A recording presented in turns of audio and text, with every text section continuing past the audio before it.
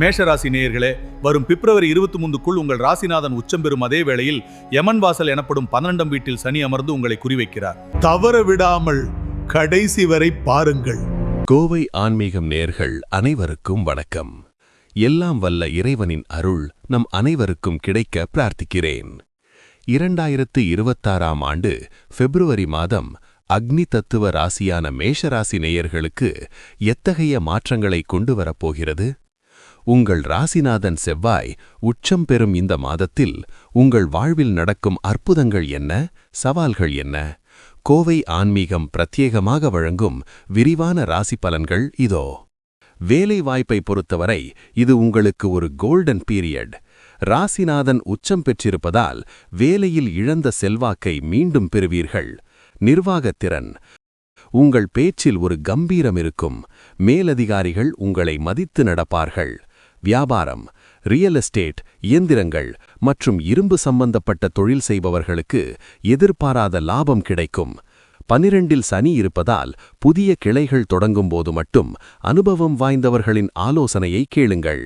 அவசரப்பட்டு யாரையும் நம்பி பொறுப்புகளை ஒப்படைக்க வேண்டாம்.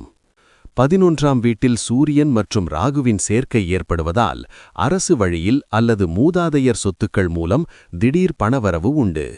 குடும்பம், குருவின் பார்வை உங்கள் ராசிக்கு இருப்பதால் குடும்பத்தில் சுப நிகழ்ச்சிகளுக்கான திட்டமிடல் நடக்கும். எச்சரிக்கை, கணவன் மனைவியிடையே சிறு சிறு மனத்தாங்கல்கள் வரலாம். விட்டு கொடுத்து போவது உங்கள் குடும்ப ஒற்றுமையை நிலைநாட்டும். வார்த்தைகளில் நிதானம் மிக முக்கியம். ஆரோக்கியம் மற்றும் மாணவர்கள். ஆரோக்கியத்தில் கோவை ஆன்மீகம் நேயர்களுக்கு ஒரு முக்கியமான அறிவுரை. விரயச்சனி நடப்பதால் கால் முட்டி வலிகள் அல்லது பாதை எரிச்சல் வரலாம். இரவு நேர பயணங்களை தவிர்க்கவும். மாணவர்கள், கல்வியில் மிகச்சிறந்த முன்னேற்றம் இருக்கும். குறிப்பாக மருத்துவத்துறை மற்றும் பொறியியல் துறை மாணவர்களுக்கு இந்த மாதம் பல நன்மைகள் நடக்கும். படிப்பில் ஆர்வம் கூடும். மேஷராசி நேயர்களுக்கு இந்த மாதம் வரக்கூடிய தடைகளை நீக்க 1. முருகன் வழிபாடு. செவ்வாய்க்கிழமை தோறும் அருகிலுள்ள முருகப்பெருமான் கோவிலுக்குச் சென்று ஓம் சரவணபவ மந்திரத்தை 108 முறை பாராயணம் செய்யுங்கள். 2. எள்ளு தீபம். சனிக்கிழமை மாலை வேளையில் சனீஸ்வர பகவானுக்கு எள்ளு தீபம் ஏற்றி வழிபடுவது விரயச் செலவுகளை குறைக்கும். 3. தானம்.